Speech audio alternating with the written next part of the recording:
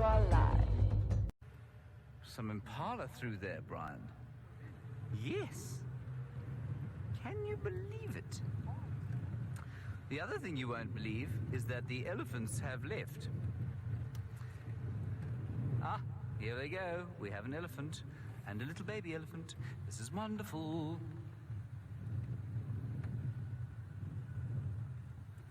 Hello, elephant. You're the first large species of... this cow looks very, very skinny, everyone. I'm just going to warn you, this might be slightly disturbing. Just get into a position where you can see her nicely. Ugh, she doesn't look that bad, but she doesn't look great. Just look at her hip sticking out there. That's really not nice. It's the worst one I've seen so far. So although they are eating consistently, they're finding, in theory, things to eat. It doesn't look like they're ever walking around with nothing to eat. I think that the nutrients that they need are unquestionably just not around. And so they're really struggling to find the nutrients they need. Let's move a little bit forward. The rest of the herd is down in the bottom of the pan. We can't go onto the dam wall at this stage because there are still guests in the camp. So we'll just go around this side where they can't see us. Unfortunately, we don't have the super zoom camera. But that's all right. We get a full frame of elephants. And they're, I think, probably picking up those bits and pieces of green in the bottom of this dam. Now, I'm still astounded by how when I got here, of course, this dam was full of water. There were hippo, there were things swimming in it all the time. And we went through most of the summer with it dry. Now that just gives you an idea of the extent to which the drought did affect us.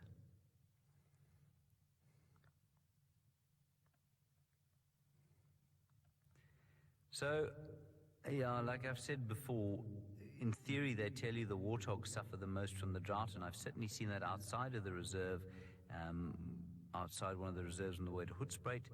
Really emaciated, dreadful-looking warthogs there. Not here. I haven't seen any skinny warthogs here.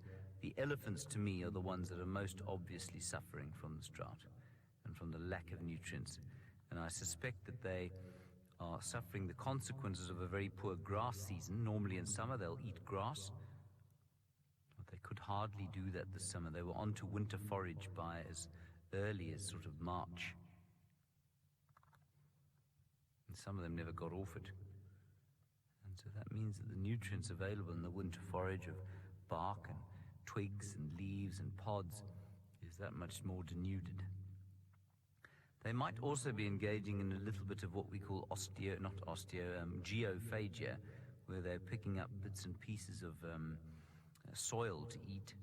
The soil down here, I suppose, because of the silt that's been brought down in this dam, is probably fairly rich in various nutrients.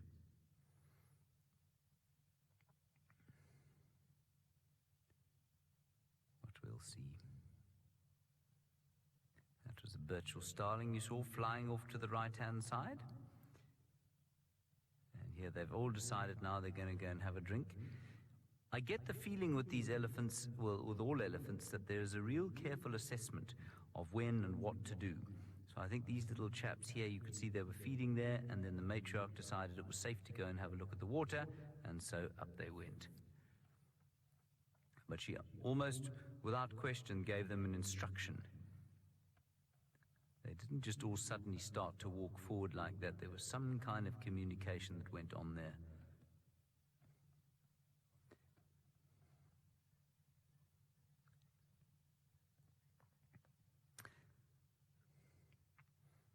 And then, as Jerry says, she's got a view of the dam cam. She said there's another herd that they were possibly talking to. That's also true.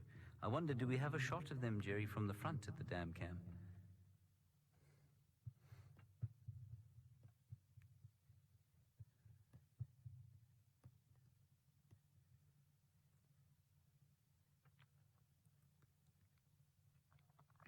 So I think the zoom is coming round to focusing on the ones at the water there, and then we'll cut to that view. Oh, this is interesting. The zoomie's coming in to have all the elephants in frame, and you'll see the one that I mean with the missing trunk. And drinking twice as fast as the others, and drinking twice as fast because the trunk is obviously half as long, so it holds half the amount.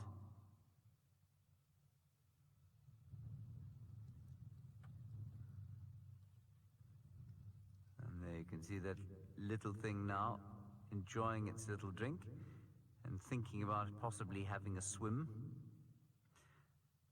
And it's just like a child playing on building sand. I don't know if you've ever been around a kid at a building site, and he looks like he's going to fall in there. Every time he looks like he's going to fall in, his little tail comes up. Now you see, most of his moisture will be provided by the milk that he's drinking from his mum. So this is more fun for him than it is sort of a necessity. And he just loves playing there in the sand.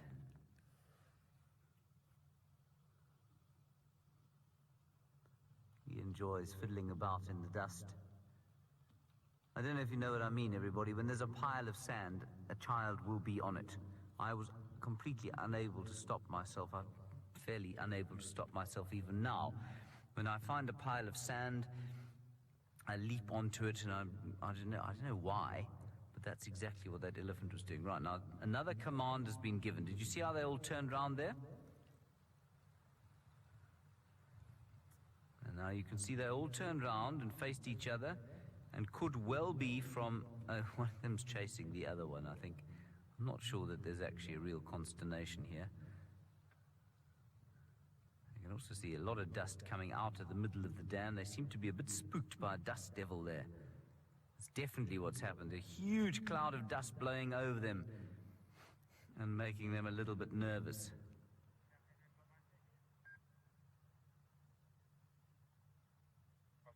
See the little one there thinking about going over the edge there?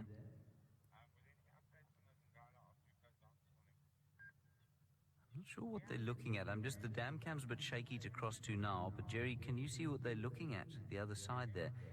This is probably just that other herd of elephants. Yeah, I think there's probably another herd of elephants there Jerry's seen. Well, as most of you've seen on the dam cam as well.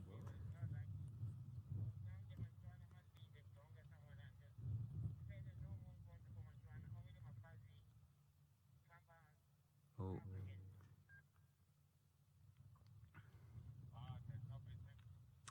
Hello, Thomas. Thomas, you're wondering about drought, and of course, as you see that dust flying over, it's a good question to ask. You say, what is the longest drought that this area has ever experienced? I don't know, to be honest, but I can say to you, well, I mean, I'm always slightly suspicious when I hear things like that. They said that last summer was the hottest on record. Again, every winter we have, somebody says, well, you know, of course, this is the coldest winter on record, or this is the hottest summer. So I'm not sure if it was, but the drought has been fairly lengthy. I suspect, you know, a drought in this area, if you go for 2 years of rain like we had this year, you'd be pretty much into the most severe drought that we'd ever had. So if we do not have a good rain season this year, we will be into one of the most severe droughts that we've ever had. It doesn't take much to dry this area out simply because of the lack of water that we get. And we're in what we call a semi-arid area. That means an area where... Just look at this crested barbet right here. Can you see it? Close by. Check this out. That, everyone? Look. Isn't that awesome? The scruffiest bird out here, but unquestionably one of the most colourful, the crested barbet, humble bird, many of them around. Oh, look at that. Red and yellow and black and white. I remember, you know, these birds, much like the humble Cape Robin when I was in town, when I lived in Johannesburg, I used to put some pawpaw or pepino out every morning when I lived there, and I'd put it outside my bedroom window, and then I'd sit and have my morning coffee, and one of these chaps, 2 or 3 of them, would come and eat the pawpaw, and they'd shout at each other and fight over it. And it was just the most wonderful kind of touch of the wilderness and the wild, that a bird like that could live in amongst the mayhem of Johannesburg. The elephants are back drinking now, so whatever it was that alarmed them has ceased to make them scared, and they're now back drinking.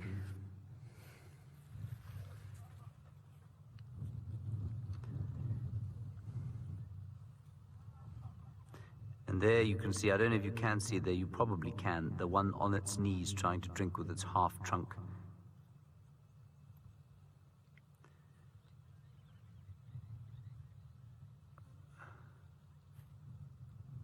So just keep looking for that one, everyone. I don't think you can see it right now.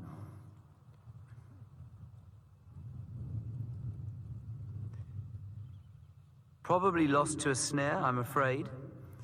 I'm seeing increasing numbers of elephants that have got missing bits of their trunks, and I think they're largely, unfortunately, due to snaring, which I will explain to you.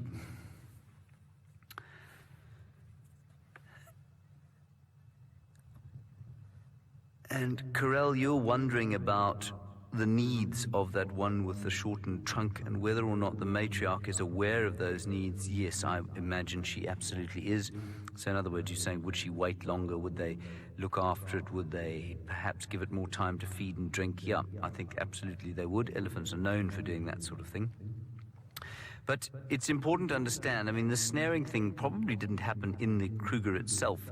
There are a number of what we call buffer zones on the side of the Kruger National Park where there are lots of very poor people living, and they do go into the reserves and set snares illegally, but they set snares to catch things like impala so that they can feed their families. And unfortunately, one of the things that sometimes gets caught in those snares would be elephants while they're feeding.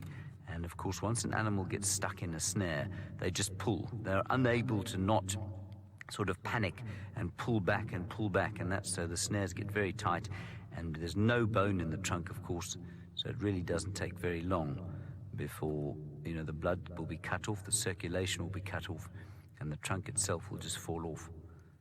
Must be an incredibly painful thing. Now they're coming towards us. They're still a good 120 meters or so away. That's about 400 feet. And now they're turning away. There's the snared one. Yeah, the snared one is actually still at the waterhole there. Let's just wait here and see if they come past us. I don't know if you noticed the way they walked down the hill there. She walked down with a very kind of, it looks like what we call a muster bull swagger. And it's just kind of a warning to animals around them that they're moving now, and, you know, just kind of stay out the way. They open the ears and they move their shoulders from side to side like you saw there.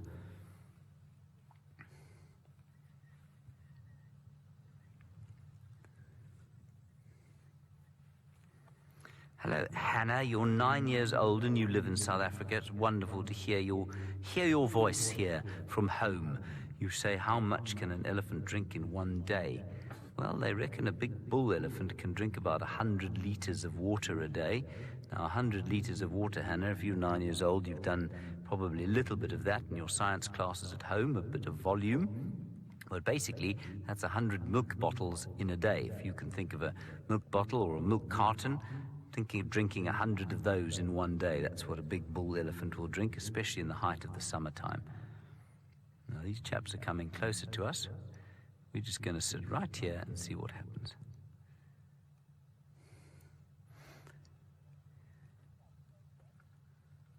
Well, they could choose to go around us, but they seem to be choosing to come closer.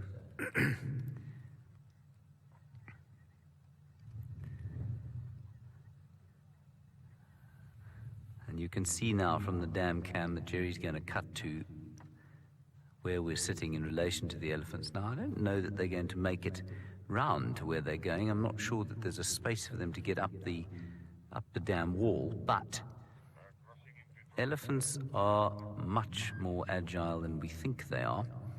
So I'm going to ask you to just keep watching on the dam cam.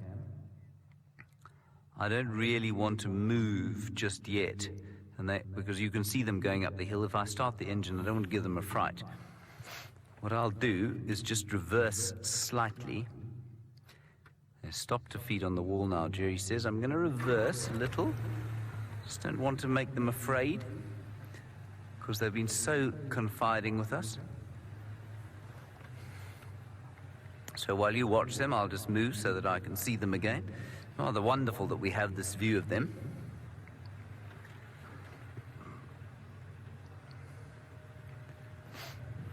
You've got them there. There we are. We can just see the matriarch there.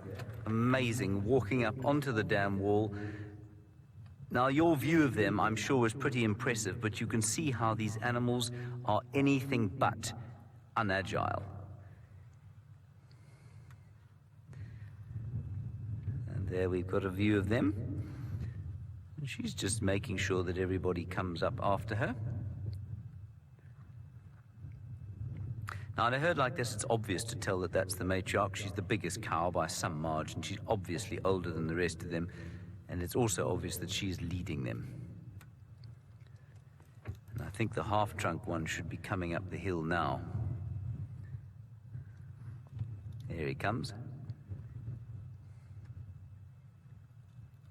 Hello, Richard. A very good question from you in Canada. You say, is there a name for an animal that browses and grazes, or was it just called a herbivore? No, it's called a mixed feeder. It's not a particularly imaginative name, Richard, but and probably therefore quite easy to remember. That's how I remember it. It's a mixed feeder. So a herbivorous mixed feeder would be an animal that eats both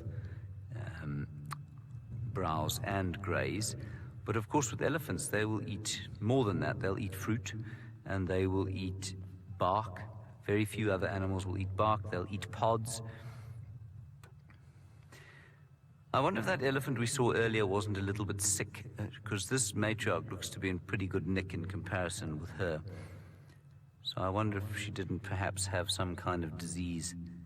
You can see the hips on this matriarch much less defined, much less obviously prominent.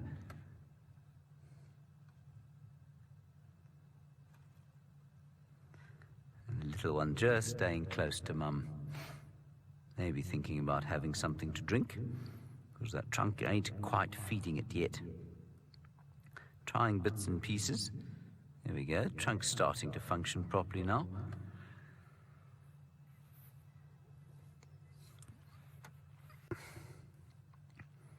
Mary, you've obviously been thinking about the lions, perhaps. You say, do elephants suckle communally in the same way, I'm guessing, as you've seen lions doing? They don't by default, but they will if they have to. So were that little elephant that you're seeing walking down the hill there in a slightly awkward fashion, were that elephant to become orphaned, then yes, some other cow would probably adopt him. In this herd it'd be a bit difficult, given that there seems to be only one big adult in it. But yes, they will do that. But they won't within a herd if there are a number of lactating females. They won't by default cross-suckle. I imagine it happens, though, you know. I imagine were a hungry calf to go towards a matriarch or a female that had milk or was lactating and wasn't necessarily her mother, I imagine that in some cases she would be tolerant of that and allow the calf to suckle.